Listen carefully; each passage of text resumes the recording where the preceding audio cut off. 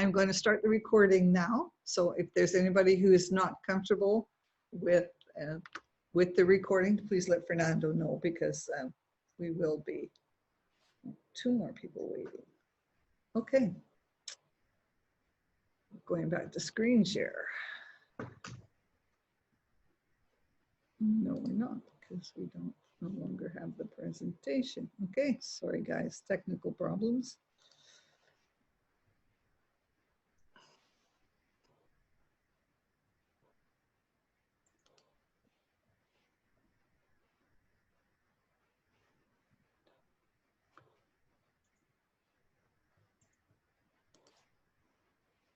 Two more in the waiting room. I'm going to admit those people.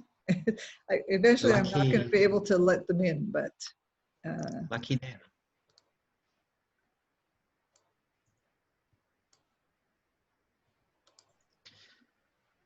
Okay, so can you see my screen now? Are we good? I see, yeah, I see you, but not the screen. Okay. Lux, do you see Coach Benita's screen presentation? No, I don't see the screen. Okay, just wait, just wait. Try this again.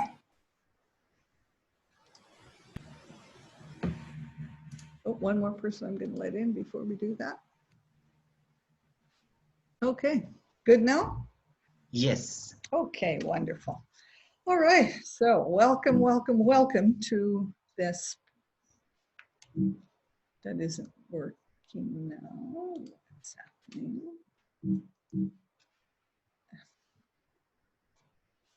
Wait.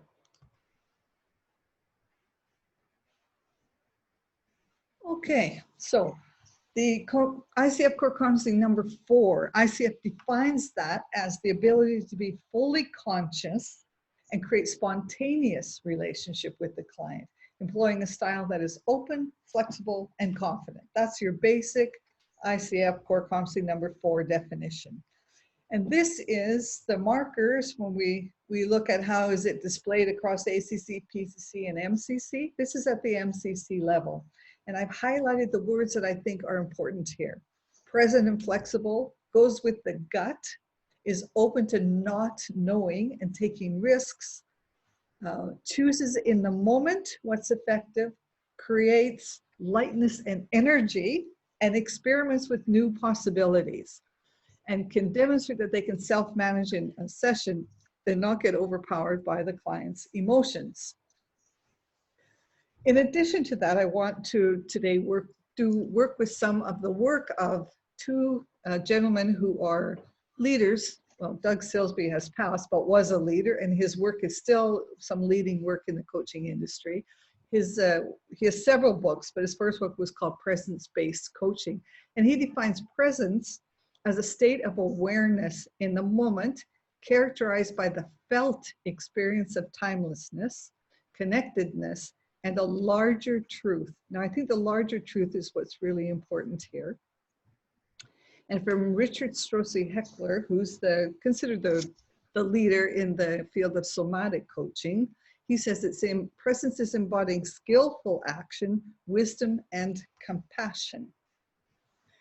So this is a quote, a very old quote that says, we work on ourselves in order to help others, and also we help others in order to work on ourselves. So presence is an engagement with your client. It's not just you, and it's not just you, it's you and your client working together. It's one of the really important things that I think we forget about coaching presence. So what gets in the way of coaching presence? What stops us from being present with the client? So here's my very technical and my very complex terminology. Stuff gets in the way.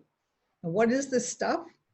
It's our stuff, our habits, our beliefs, our attachments, our expertise gets in the way, and our needs. And like this little panda bear he says, I wish everything was as easy as getting fat. So we say coaching presence is really simple, but I'm also saying it's actually not that simple. So I'm going to read this case study, and here's where I'm hoping that you will be interactive and put your answers in the chat box, which Fernando will be watching. So just to begin with, a client comes to you who has a former peer that's been promoted to a higher level in their organization. This client always felt he had a good working relationship with his former peer, but is now hearing rumors that his former peer has been telling his superiors he's incompetent. So your client is feeling stuck, unsupported by their boss. They've lost respect with their peers and superiors. They're not sleeping, and they have a very high level of stress. They feel stuck and helpless. So 3 questions about this. What does this bring up in you? Where do you feel it in your body? And what are your judgments here? So you don't have to answer all 3. You don't have to answer any, actually. But if you have any thoughts that you'd like to share in the chat, I'm going to ask Fernando to keep an eye on that and feed that back to us. Fernando, I'm assuming you can see the chat, yes? Yes, very clearly. Great. So are participants active or? Yeah, waiting for the answers to come. Okay. Acknowledge the client for confessing, Alicia says. Thank you, Alicia. What did she say? Say it again. Acknowledge the client for confessing. Yeah, that brings up an immediate need for acknowledgement, doesn't it? Really honoring that client's vulnerability. Mm.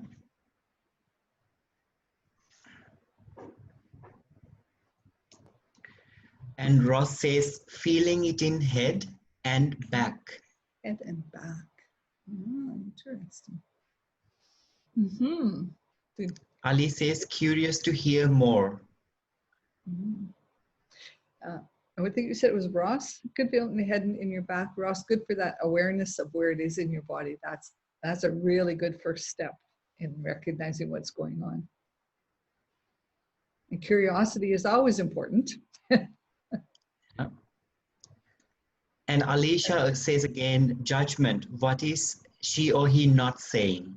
Yeah, yes, that could be getting in the way of your coaching this person, couldn't it? If you're making judgments and wondering, oh, maybe they really are incompetent, right? You might ask yourself this question. That could interfere with you being totally present for this client. So if it's okay, we're going to move on, because then there'll be other opportunities for you to put in the chat box and share with us what's going on. So I want now to switch us over to think about the answer to recognizing when we're being totally present. Doug Silsbee calls this being in the zone. And many of you who are musicians or artists or creators of some kind, sports people often talk about this being in the zone. And Silsbee says it's a state, it's not a verb. And it's in the moment. There's nothing else. There's no future. There's no past. There's only now. And he says, when we experience this, we're connected not only to others, but we're connected to our environment and the circumstances. So it's a complete connection with everything that's going on. And most importantly, it brings us into a direct experience of a larger truth. So often when we're in the zone is when we get some really important insights that come in.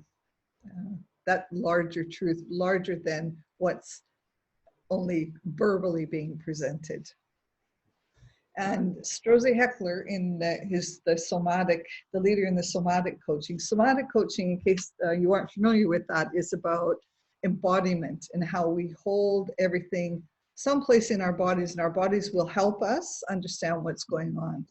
So Strozzi-Heckler, we'll just call him Richard, he says, it's about blending with healing the emotional and energetic wounds that are carried in our bodies. So body work is really important for staying present, releasing some of the stuff that we're holding on to.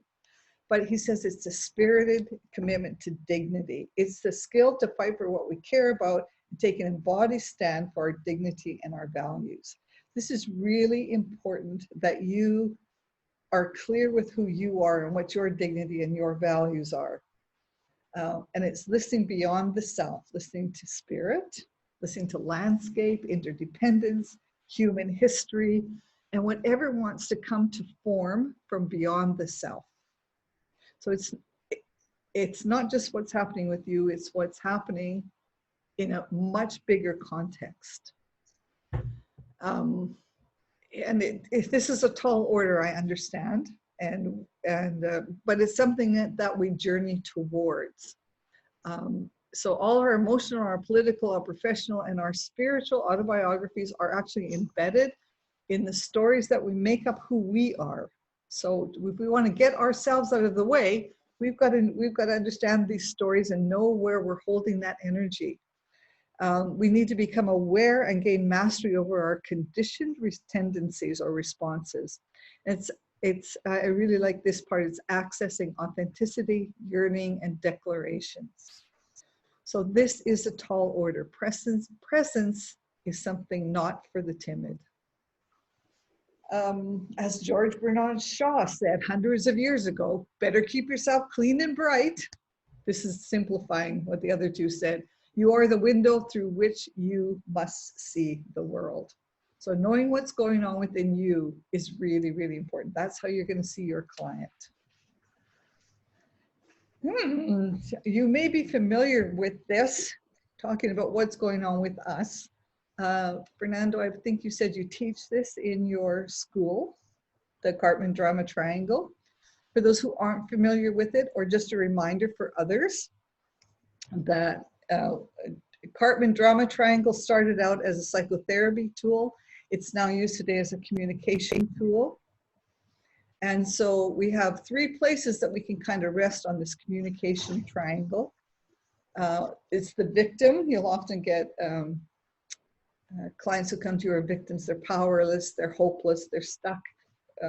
We can communicate from that energy.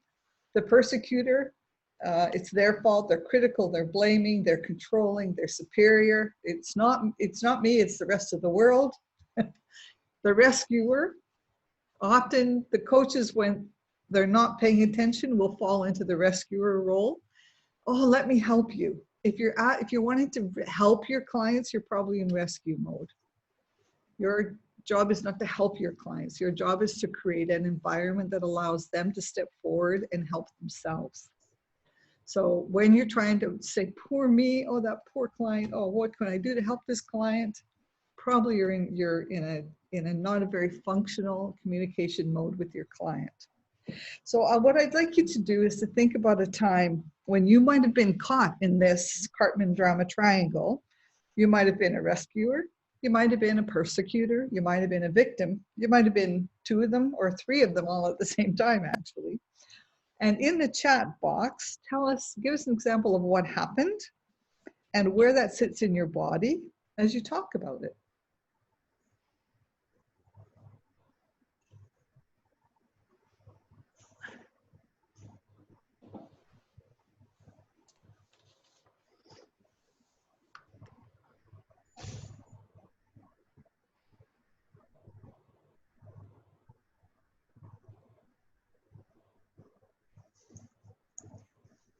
While waiting for our coaches to type here, when you say the rescuer, one of the first things I remember, Coach Benita, when you started mentoring me, telling me, stop calling that you help your clients. You're not here to help the clients. And it stuck with me very strongly, and it has helped me immensely. Good. Glad to hear that. And while people are writing or thinking about this, when we switch out of this drama triangle, the victim changes into this is one theory. There's many theories. I'm just going to present the healthy side of the drama triangle. The victim turns into the creator. By then they've taken control and they create things. The persecutor changes into the challenger. So they challenge in a healthy way instead of blaming others. And the rescuer becomes the coach. So coaching people instead of rescuing them. If the image of, being the knight on the shining white horse and coming to the rescue comes to your mind often, you might be a rescuer. Yeah. Anything in the chat box, Fernando? Yes. We have Lynette saying she has felt a rescue and victim, feeling that she needed to help or have a solution as a victim. So she felt stuck, she says. Yeah. Yeah, we can do both. And by the way, the thing about the rescuer is you can't rescue someone else. Only they can rescue themselves. You cannot rescue them. And so often when you try and rescue a victim and you can't help them, then you'll turn into persecutor, because you're supposed to help them and you didn't. So for them to stay a victim, you now become the persecutor. Is there any more in the chat box? Yeah, there's a lot. Alicia says about 5 years ago, I was once victim and persecutor when my job became redundant. Yeah. And some people say they felt it in their stomach. Stomach, yeah. Yeah, and Yana says often to be the rescuer. Yeah. And Claire says, at my first coaching sessions, I caught myself being a rescuer, wanted to help my client find solutions. I felt it in my chest. Ah, interesting. The chest is indicating the heart area sometimes. It's interesting. There's no right or wrong, by the way. We all feel things differently depending on where we hold things in our body. So there's no right or wrong. And we all, we will all fall into this dysfunctional triangle at some time. The important thing is to recognize when we're in it and then get out of it. Yeah, lots of coaches are saying that they feel like being a rescuer and comes from the gut and heart. Yes. Okay, nice. So great that you have that awareness. That's really, really awesome. Thank you for sharing that. So now I'll give you, I would like to give an example of a time when I felt was in this drama triangle. Maybe this example will, for those who aren't able to connect with this, maybe it will help. So when I first started coaching, the clients I felt most difficult were in organizations where clients who had been sidelined. And by a client being sidelined, I mean, they might have been a star performer at one time, or they might have been seen as an up and coming.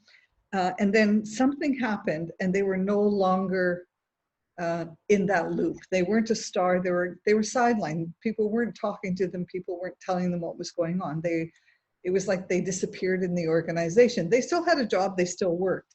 And I found when I first started coaching, I got really stuck with these clients, and I really, really felt it in my gut. I felt helpless to be of service to them because what could I do when the organization didn't support the person? And I used to wonder, well, maybe they really are incompetent. That's why they got sidelined. And with many years of working in corporate structures, I also knew that this happened. I knew this happened a lot in organizations. I had seen it many, many times. And the person never find out why they got sidelined. And I saw it as being a really helpless position. So notice as I'm speaking that this is all about me. It's not about the client, right? It's about me and how I'm feeling.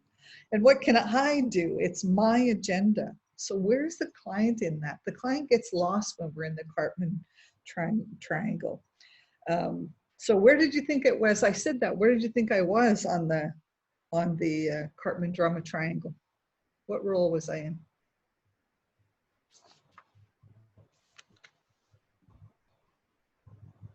Any guesses? Stephen says rescuer. Everyone's saying rescuer. Yeah, pretty much. Stephen. I was trying to rescue them, right? And the organization was the persecutor, and my client was a victim. Not a very nice place to be. Not a nice place to put your clients in. Now, how did I get out of that? I would like to share that with you. So how I managed to change it was, first of all, I had to be aware of it, that this was my stuff and I was getting in the way. I had to notice that my gut was really tightening up and I started to have an upset stomach. My history came into it because I had worked in corporations and I had seen this many times and I'd felt helpless about it in the past. There was a whole bunch of judgments, a whole bunch of assumptions going on my part. My need to help this client and my need to have a solution for the client. That was all the stuff that was getting in the way. That very technical term, I said, what gets in the way? My stuff.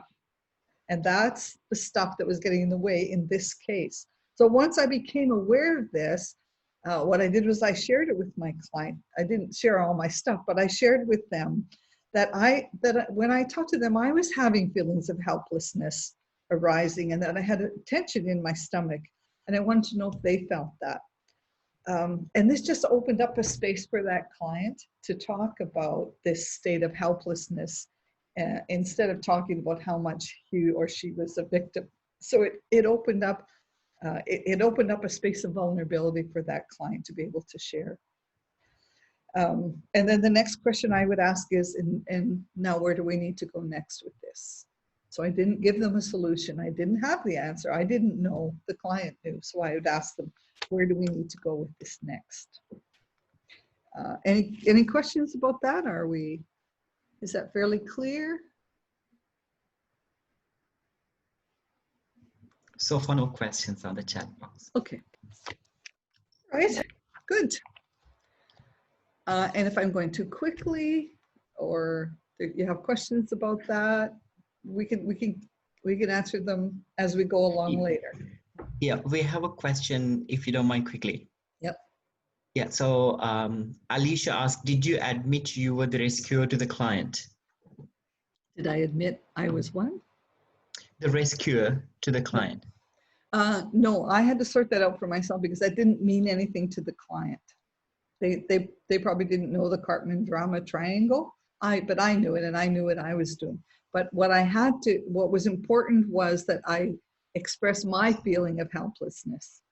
So I was vulnerable and I was present for them. I didn't have the answer. I wasn't judging them. I said, I felt helpless and I felt it in my stomach. And that creates a space for them to step into with an equal partner. Because we know in coaching, we have to come as equal partners. I'm not the expert. They're not the expert. We're coming together to get our answers. Does that answer the question? Yeah, Alicia says, thank you. Okay. Is there another question? So far, all okay. Okay, so we'll move on then to another area that I think is important for help us to understand about this, being present and being totally there for our client and listening for the larger truth that might be appearing. And that is contracting. So we call it coaching agreement, we call it contracting. And there's two different kinds of contracting that appear in a coaching session. One is the legal contract, and that is, yeah, we're going to meet twice a month for 6 months for an hour. We'll meet, at my office or wherever. It's the very clear, specific legal things that we sign between a client and the coach, or between the sponsor or the organization and the coach. But somebody has a legal contract somewhere. But the other thing that we often don't realize is there's this thing called psychological contracts, which we're not aware of. Michael Carroll, who does a lot of work in supervision and supervision work in the helping professions, defines this psychological contract as individuals bring to their contracts and agreements their own assumptions, beliefs, and expectations, most of which are unspoken and unnegotiated. This part of the contract is called the psychological contract. It's the subjective side that contains our hidden agendas in respect of the covert contract. So the covert contract being the legal contract that we've signed. There's this stuff also in contracting that is present. So when we want to talk about staying present in the term of contracting, we need to think about the organizational context that could be appearing. It's not written in the contract, by the way, so it is somewhat of a psychological contract.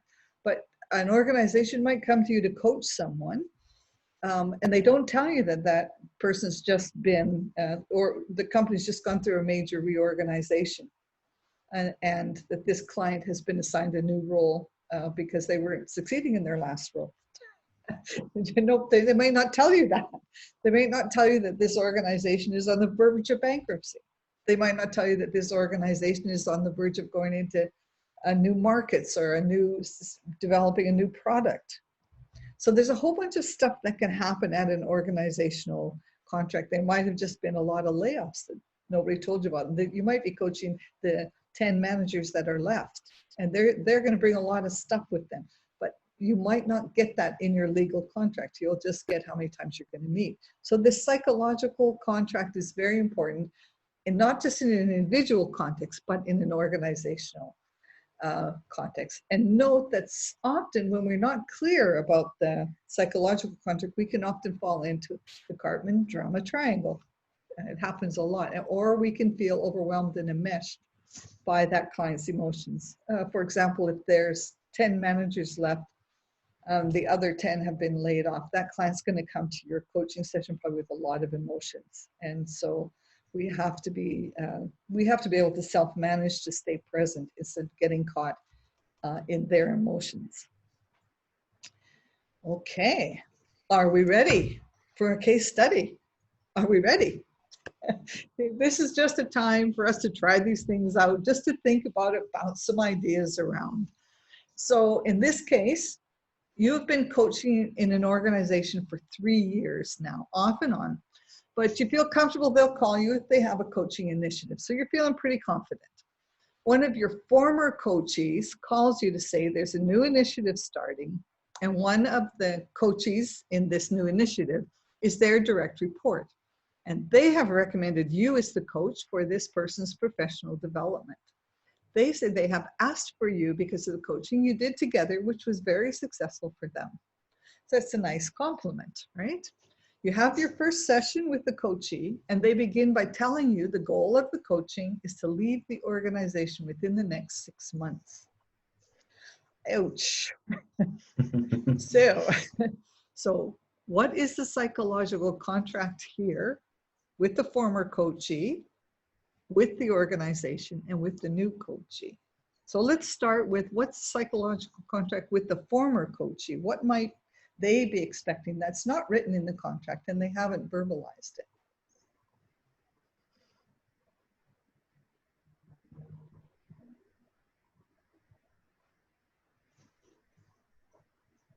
What do you think that person you coached in the past is expecting?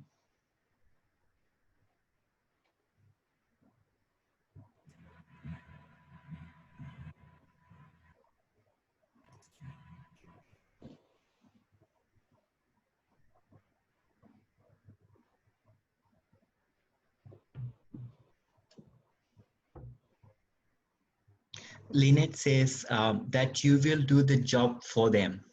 Yes, yes, that's very good, Lynette. And that's often what managers expect you to do when you have one of their direct reports, is you will magically make that person brilliant, right? They don't have to do it now.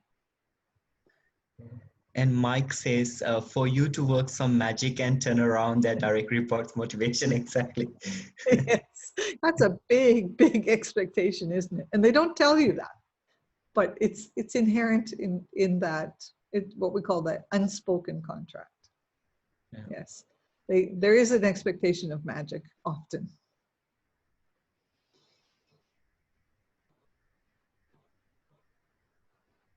Anything else there, Fernando? Yeah, Mike also said they may know they want to leave already, or at least disengage. Yeah, they might know that, and they haven't told you that, right? Yeah. Yeah. And they're trying to keep that person or get rid of them. We're not sure. That puts the coach in a really uncomfortable place.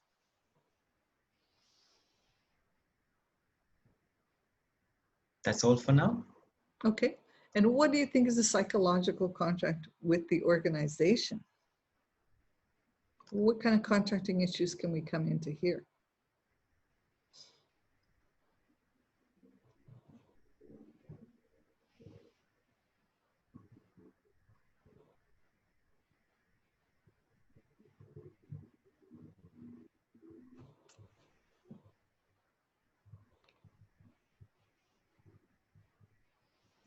Alicia says, you deal with it for us. You what? You deal with it for us.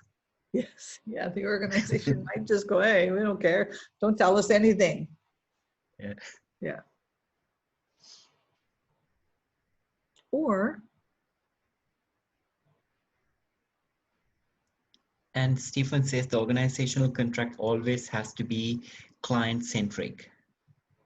What does that mean to us, client-centric?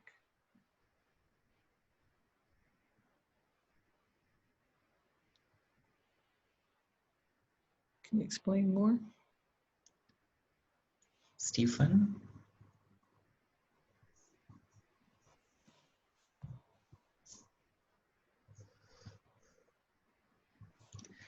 So he says confidentiality unless safety, within brackets, in the relationship. Yeah, so it's really important that the coach might have an unspoken contract that everything will be confidential, but you need to put it in your legal contract. If you don't, then the company will be coming to you, or someone in the company may be coming to you to divulge what's said in a coaching session because you haven't said it's confidential. So you could get in trouble there. Exactly. And Lynette says it feels like a blackmail of some sorts, because after they praised you and your skills, then they ask you to be a hatchet man. Yeah, yeah, yeah. It can feel like that, absolutely. For the coach, it's like, what happened? I'm coming on for professional development, and all of a sudden, boom, I've got someone who's leaving the organization. You guys may have known this. It can feel really awful for the coach. And Alicia says the organization may genuinely be supporting the individual to get ready for a new job outside. Yeah, and it could be an agreement in the original contract. This person is leaving, and we'd like you to coach them to help them make the transition. That would be lovely, wouldn't it? That would be really nice. And Dennis says if the organization has not informed you, then it's information that as a coach you got. So does it need to inform the organization? Yeah, so that's a very good question. So you have to be, this is why you have to be really, really clear in your legal contract also with the organization. If in your legal contract, if you're saying everything is confidential, I think it's really important to also identify to them, if you're working with a client who's planning to leave the organization, that information is confidential, will not be shared. And you can negotiate that in your legal contract. If the company says, look, I'm not paying you to coach my staff who's leaving, then you need to be very clear before you start the coaching with your client that if they're planning on leaving, that you will share that information with the company. So there has to be clarity everywhere, because if it's unspoken, you're going to get in trouble, either emotionally or legally, but a lot of times mostly emotionally. So thank you for that question.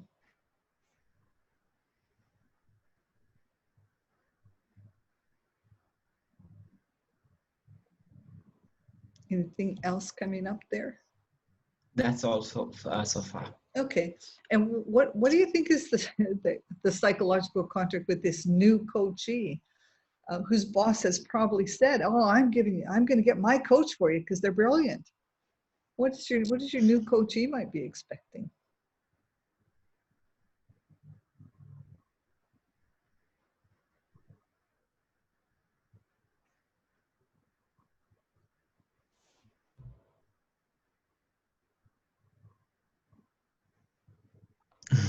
Alicia says miracles. Yes, absolutely. The magic, right? Now you might have the former coachee expecting magic, the organization expecting magic, and the new coachee expecting magic. Oh, that's a lot of pressure. And Ali says that the coach is a rescuer. Yeah, they might be. Yes, absolutely. The coachee might expect you to rescue them and help them out of the organization. Yeah.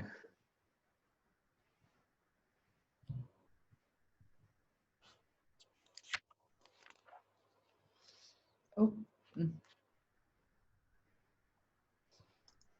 Any more comments coming in, or shall we go on? Yeah, I think we can move on. Okay, so I really think it's important for you to understand how the contracting, I'm going to say that the unspoken psychological contract is also the stuff, right? The very technical term again, the stuff that gets in the way.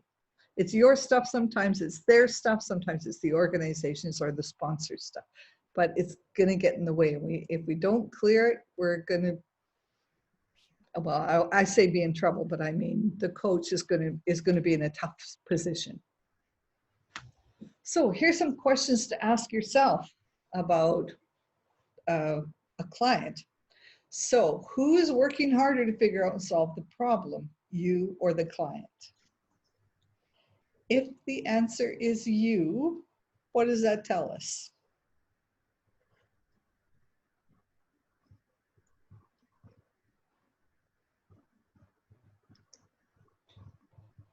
In the chat box, what does it say if you're working harder to figure out and solve the problem than your client?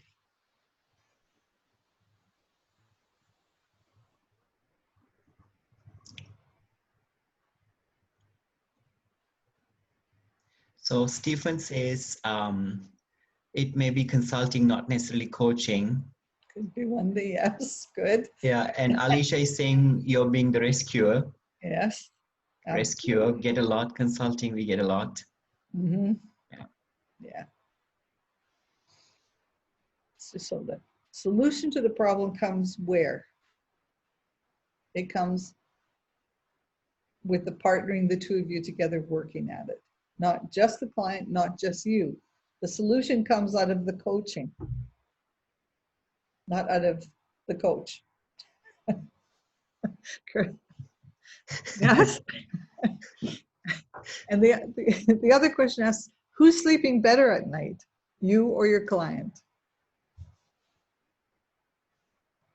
And by the way, the answer to that, you're in trouble if it's your client. If you're not sleeping and your client is, same as the other question, right?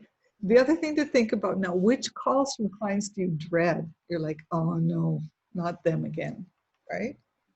So our coaches say that they sleep better. Yeah, good, excellent, excellent, good to hear that. Yeah. And the other question to ask yourself is, so sometimes it's not the call you dread, but sometimes think about who requires a higher level of energy from you, because just being with them takes a lot out of you. That's a really good indication that you're probably not coaching, right? They're taking all your energy. You're giving them all your energy. They're not taking, well, they're taking it, but only because you're giving it to them. So there's no equal partnership there. You're the one who's doing all the, giving all the energy. Any comments of it on any of those? Not so far. Okay. So those are just things for you to think about as you think about staying present and being in that space of dignity and that space of dignity and higher truth for your clients. And Claire says she has felt it, and for her was the shift for retargeting myself on the person and not the problem. Excellent. Very nice. Very nice. Yeah. I'm going to say that most coaches experience this at some time in their journey through coaching. This isn't unusual, right? It's a learning journey, our coaching journey. And hopefully we get better at it over time. Hopefully. Okay. So how are some of the ways that we manage our presence? And I've listed a few. They're not the only answers, but they're just some of the answers for you to think about how you might manage staying present in the coach, being completely present in that coaching session. So awareness is one. If you're not aware, you're not going to get it. It's that awareness of what's going on here besides what's just this client is saying. There's that openness to everything that's happening in that session. Have a strategy for when you get into trouble in a coaching session. What are you going to do when you realize, oh crap, I'm in the drama triangle with this client. As soon as you have that awareness, then hopefully you have some strategies to use to help yourself get out of there. Remember, contracting, the legal contract and the psychological contracts are really, really important ways of managing. You might have to recontract in the middle of a session, right? It's okay. The contracting doesn't only happen at the beginning of a session. It can happen at any time during a coaching session or during a series of coaching sessions. Make sure your boundaries are clear, and always be looking for feedback on your coaching. Now, this isn't to say not asking your clients at the end of coaching session, gee, how was that? So it's not like this begging for feedback, but have some kind of mechanism after the coaching's finished so that the client can give you some feedback. Okay, or asking them if there's something something that they said that you didn't pick up on, something you missed and they would have liked to talk about. That's feedback. So these are just a few of the ways. They're not the only ways. There's many, many ways to self-manage. But I just wanted to give you a few of ideas to think about how you might manage that yourself and your stuff, the stuff that gets in the way. Anybody have any ideas they'd like to share about how they keep themselves present? Dennis has a question. He asks, when you say psychological contract, is it a document per se? It's not usually a document. It could lead to a document. So you may have to change something in your legal contract because of the expectations that have happened. Okay. How can I give you an example of that? I just heard about recently about someone taking on a case where the company had hired them to come in and coach the senior leadership team through a change management project, and that their job was really to get everybody on board and on the same page. And so they went into it thinking, this is great, they're in a change initiative and it's all good and everything's wonderful. But the company didn't tell them was that no one liked the change. So this made the coaching very difficult. So what they did actually was they went back and redid the legal contract with the company based on that. As he said, the number of sessions, how the sessions were conducted, the purpose of the sessions was not to get everybody on the same page. No, there was not a chance that was going to happen. So does that help? Does that help? Does that answer your question? Yeah, while we hear from Dennis, there are a couple of ideas here. Mm-hmm. So Margaret says, set an intention before the session. And many coaches are talking about like ritual or a routine before starting the session, like breath work, grounding, energy, things like that. Yeah. And also we see awareness, use affirmations and anchors if you start drifting or run into parallel situations. Yes, very nice. Brilliant. Thank you. Yes. And Dennis says that you answered his previous question. Okay, good. Excellent. Yeah. So there's lots and lots of ways we can do this, but thank you for those comments about being prepared before the session. So making sure that you have space, you aren't coaching 10 people in a row with no break in between. I've heard of coaches trying to do this. So making sure that you have some space, that you're getting yourself grounded and prepared before you go into the session is really important. Thank you for that. And having rituals when you see, rituals or strategies when you see you're getting into trouble. Anything else? That's all for now. Okay, thank you. How are we doing for time? Ooh, we're good, we're good. So here's an exercise, and I'm going to ask you this is something for you to take away, but because we have a few minutes and I don't see many questions coming, I'm going to ask you to share some about this first one. I want you to think of a client that you're working with now that is causing you some discomfort. And the question is, what is causing this discomfort? Not looking for an answer, just can you be aware of what's causing the discomfort? So if I could get people to share that in the chat box.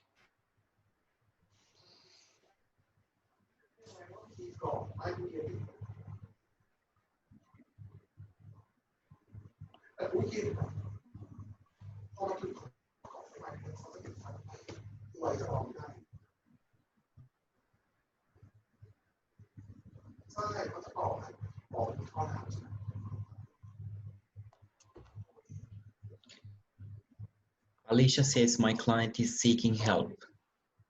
That makes you feel uncomfortable when they come to you for help. Help me. Give me the magic pill. Yes.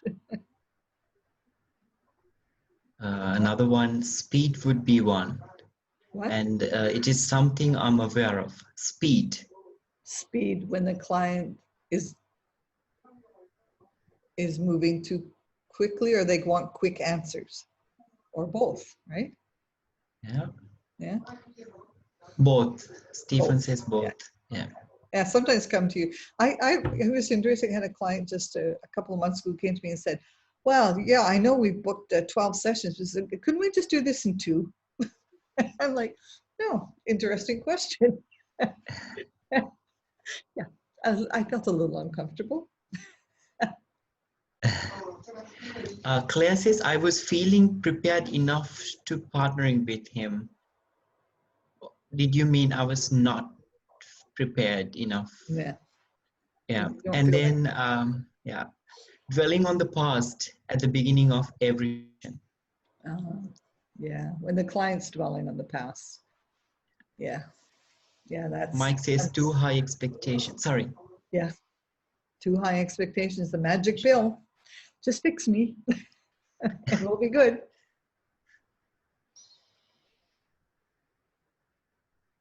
So just a question about, am I going to make you go overtime? No, we still have a few minutes. So what about, one of the things I'd like you to think about is discomfort. Is one of the things I've been coming across that has been feeling a little uncomfortable for me lately is when I have clients that are really head-centered.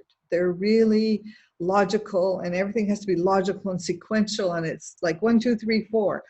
And I find it absolutely fascinating, uncomfortable, but at the same time very fascinating. Because first of all, I wonder, one of the things I often wonder about my coaching practice is, why is this particular kind of client coming to me right now? If this happens more than once or twice, I'm like, what is it I'm supposed to learn from this? It's one of the questions and that makes me feel uncomfortable sometimes, but it's a good question. It also makes me feel curious. So I don't think that discomfort is a bad thing.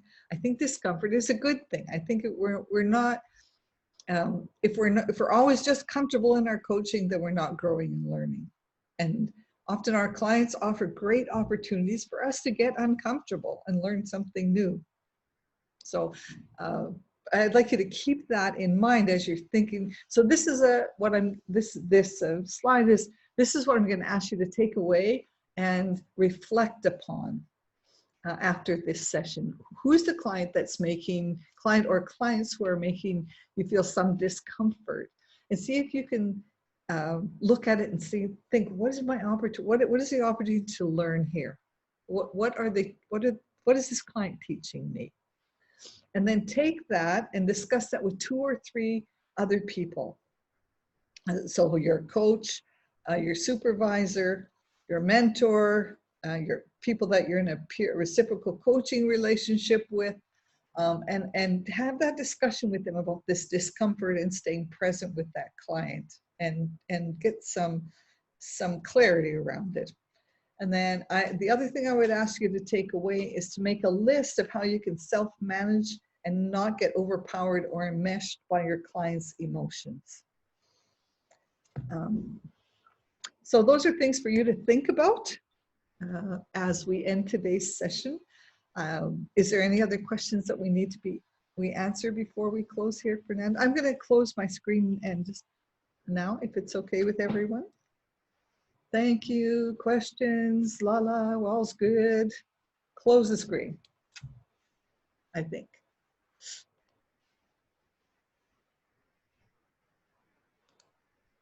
Okay, we're back.